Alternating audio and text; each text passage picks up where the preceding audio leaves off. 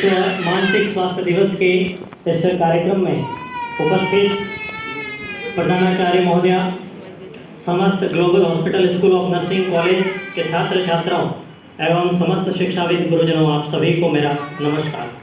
जैसा कि विषय बहुत स्पष्ट है, विश्व मानसिक स्वास्थ्य दिवस जो कि हम हर वर्ष मनाते हैं, इस वर्ष की थीम पूर्व से कुछ अलग है, क्योंकि हम इस दौर में उस विस्तार और विकृत परिस्थितियों से गुजरे हैं जो शायद शताब्दी के बाद हम पर आई है।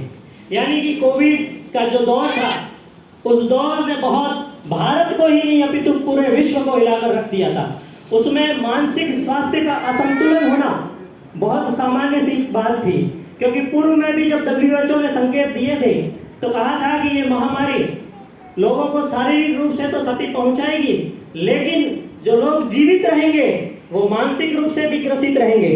तो इस संदर्भ में नर्स, डॉक्टर और मेडिकल विभाग से जुड़े हुए लोगों की और जिम्मेदारियां बहुत अधिक बढ़ जाती है, क्योंकि आप लोग और हम सभी उस पेशेंट के साथ, उस रोगी के साथ जो चाहे शारीरिक रूप से अक्षम है, यानी कि फिजिकल रूप से वो कोई टूटा या फूटा है, किसी प्रकार का उसका अंग विक्षेप है, वो अस्पताल में आता है, लेकिन जब उसकी शारीरिक क्षति होती है उससे कई गुना ज्यादा वह मानसिक रूप से प्रताड़ित होता है। अतः वहां पर नर्स और डॉक्टर की जिम्मेदारी अब बढ़ जाती है कि वह उस रोगी के शारीरिक निस्तारण के साथ साथ उसके मानसिक रूप से उसको किस प्रकार से ठीक करना है, उसके लिए कार्य करें। जैसा कि सर ने अभी कुछ समय पहले ही बताया था कि केंद्र की सरकारें हो, राज्य की सरकारें हो, वो इस मेंटल हेल्थ को लेकर कितनी अवेयर है, वो अपने कुल बजट का कितना हिस्सा हम तक देती है कि आप स्वास्थ्य सेवाओं के साथ मानसिक स्वास्थ्य पर ये खर्च करें। वो ऊंट के मुंह में जीरे के समान है सर, वाकई, क्योंकि आजादी के बाद में ये तय हुआ था कि हर व्यक्ति को शारीरिक सुविधाओं के साथ साथ मानसिक सुविधाएं दी जाएगी, समाज के अंतिम व्यक्ति तक यह सारी सुविधाएं पहुंचेगी। लेकिन बहुत दुख की बात है और दुर्भाग्य है हम सभी का कि हम उस गोल को, हम उस लक्ष्य को प्राप्त नहीं कर पाए हैं। लेकिन देर आए दुरुस्त आए, जब जागे तब सवेरा, इसी कथन के साथ हमें अपने फील्ड में कार्य करना होगा। चाहे वो कार्य हमें कम्युनिटी में जाकर, ग्रामीण क्षेत्र में जाकर, क्योंकि हम जानते हैं कि भारत गांवों में बसता है और गांव जो कि मानसिक रूप से पीड़ित का सबसे बड़ा एक ग्राफ है। यदि मानसिक रूप से पीड़ित लोगों की संख्याओं का हम लेखा जोखा देखें तो गांवों में वो सारे लोग मिलेंगे और वो लोग सरकारी अस्पतालों तक पहुंच नहीं पाते, और इसलिए पहुंच नहीं पाते कि सरकारों ने व्यवस्था की नहीं है। ठीक है, जिला स्तर पर आपको एक मानसिक स्वास्थ्य का अच्छा अस्पताल मिल जाएगा, लेकिन ये नहीं है कि वह गरीब उस तक पहुंचेगा।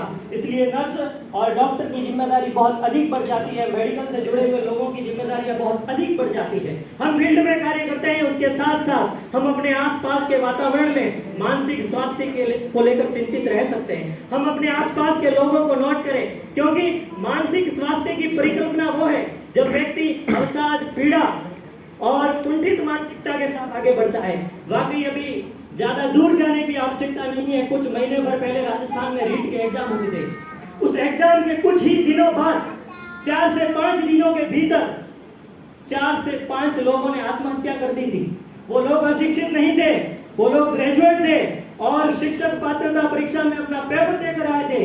और दुर्भाग्य का बात देखिए कि वो लोग, कोई डंडा लगाकर लटक जाता है, कोई नहरों में कूद जाता है। वे लोग वाकई आखिर इस पीड़ा का शिकार क्यों हुए?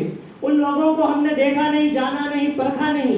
यदि उन लोगों को एक ठीक तरह से वातावरण मिलता, उनके मानसिक स्थितियों को सुधारने का वातावरण मिलता, तो वाकई वे जाने बच सकती थी। और सिर्फ जाने इतनी ही नहीं जा रही है, अनेक ऐसी जाने हैं जो रजिस्टर नहीं हो रही है, जो लोग मर रहे हैं लेकिन सरकारों तक आगे नहीं पहुंच रहे हैं। इसलिए इस वर्ल्ड मेंटल हेल्थ डे को, कार्यक्रम को मनाने का मात्र औचित्य ये नहीं होना चाहिए कि हम 4 शब्द कहकर, कुछ बातें कहकर अपने इसे इतिश्री कर ले। लेकिन आज के कार्यक्रम से हम सभी को आज यहाँ शपथ लेकर जाना होगा कि फील्ड के साथ साथ मेरे आसपास का वह क्षेत्र जहाँ पर मैं रहता हूँ, मैं बैठता हूँ, वहाँ यदि कोई मानसिक अवसाद से पीड़ित है तो मेरा प्रथम कर्तव्य ये होगा कि उसे ठीक करना, उसे ठीक अपने विचारों से करना, अपनी मानसिक स्थितियों से करना, ताकि वह लोग मौत के मुंह से बच सके। अंत में 4 पंक्तियां कहकर अपनी बात को विराम देना चाहूंगा, क्योंकि जो लोग अवसाद और पीड़ा से इस मौत को प्राप्त होते हैं वो लोग कहीं ना कहीं या तो सामान्य सी